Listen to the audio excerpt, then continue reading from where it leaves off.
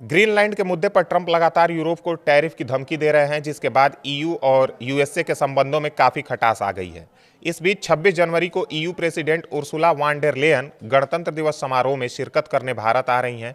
आखिर उनके इस दौरे के मायने क्या है, आइए समझते हैं। नमस्कार, मैं ओमकार पांडे और स्वागत है आपका न्यूज 18 राजस्थान के डिजिटल प्लेटफॉर्म पर। यूरोपीय संघ की प्रमुख उर्सुला वान डेर लेयन 26 जनवरी को भारत पहुंच रही हैं, जहां वे यूरोपीय काउंसिल के अध्यक्ष एंटोनियो कोस्टा के साथ गणतंत्र दिवस समारोह में मुख्य अतिथि के रूप में शामिल होंगी। यह दौरा महज एक औपचारिक कार्यक्रम नहीं है, बल्कि वैश्विक भू राजनीति और व्यापार की बदलती तस्वीर में एक बहुत बड़ा कदम माना जा रहा है, खासकर जब अमेरिकी राष्ट्रपति डोनाल्ड ट्रंप ने ग्रीनलैंड को लेकर यूरोप पर टैरिफ की धमकी देकर ट्रांस अटलांटिक संबंधों को गंभीर संकट में डाल दिया है। ट्रंप ने 17 जनवरी को घोषणा की कि अगर डेनमार्क और उसके सहयोगी देश जैसे कि Norway, Sweden, France, Germany, Britain, Netherlands और फिनलैंड्स, ये सारे देश अगर ग्रीनलैंड को अमेरिका के हाथों संपूर्ण रूप से बेचने या नियंत्रण में देने के लिए तैयार नहीं हुए, तो 1 फरवरी से इन देशों पर 10% टैरिफ लगेगा, जो 1 जून तक बढ़कर 25% हो जाएगा। यह धमकी यूरोप के लिए बेहद अपमानजनक और ब्लैकमेल जैसी मानी गई। यूरोपीय नेताओं ने इसे ट्रांस अटलांटिक संबंधों को कमजोर करने वाला बताया और साथ ही उसे खतरनाक डाउनवर्ड स्पाइरल शुरू करने वाला कदम भी बताया।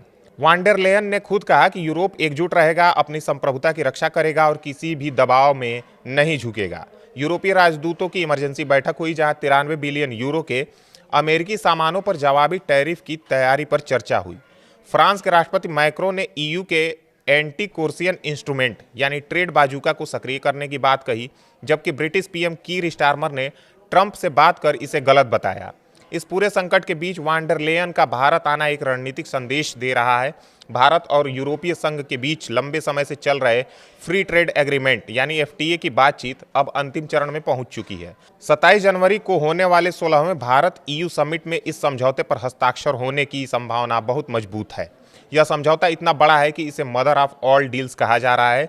इसमें कृषि को बाहर रखा गया है, लेकिन बाकी क्षेत्रों में टैरिफ हटाने, निवेश बढ़ाने, टेक्नोलॉजी ट्रांसफर और सप्लाई चेन मजबूत करने जैसे महत्वपूर्ण प्रावधान हैं। भारत के लिए यह यूरोप के विशाल बाजार, लगभग 450 मिलियन उपभोक्ताओं तक पहुंचने का एक सुनहरा अवसर है, जबकि यूरोप के लिए भारत तेजी से बढ़ती अर्थव्यवस्था और रणनीतिक साझेदार के रूप में महत्वपूर्ण है। ट्रंप की टैरिफ नीति ने वैश्विक व्यापार को अनिश्चितता में डाल दिया है। अमेरिका ने पहले ही कई देशों पर टैरिफ बढ़ाए हैं, जिसमें भारत भी शामिल है। ट्रंप प्रशासन ने भारत के तो कुछ सेक्टर्स में 50% तक टैरिफ थोप दिया है। ऐसे में यूरोप को अमेरिकी बाजार पर निर्भरता कम करने की आवश्यकता है।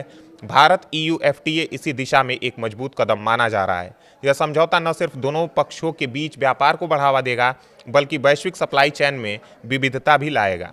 ट्रंप की धमकियों के कारण यूरोप को एशिया की ओर देखना पड़ रहा है और भारत सबसे बड़ा और सबसे स्थिर विकल्प है।